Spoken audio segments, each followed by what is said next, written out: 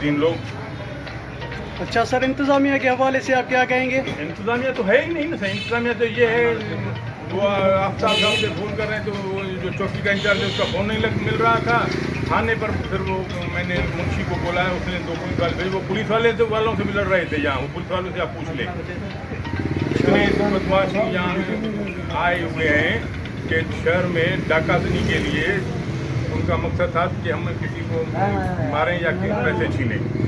ये डाकातनी हो रही है शहर में। ये हमारा जो है SP साहब सिलसिला नहीं चलेगा। मैं आपको बता दूँ, ये ईद है, हम इसीलिए एहतजाज अभी नहीं कर रहे हैं। मैं IG साहब से रात बात करूँगा। IG ऐसे SP को कैसे आपने रखा है कि जिसको पहले जैकाबाद का ज़िला कबायली ज़िला है जहाँ अक़लियत 90% कारोबार करती है, आपने ऐसा रखा है जिसको तजुर्बा भी नहीं है, नया SP रखा है, उसको पता ही नहीं है कि इस शहर में क्या पोजीशन है।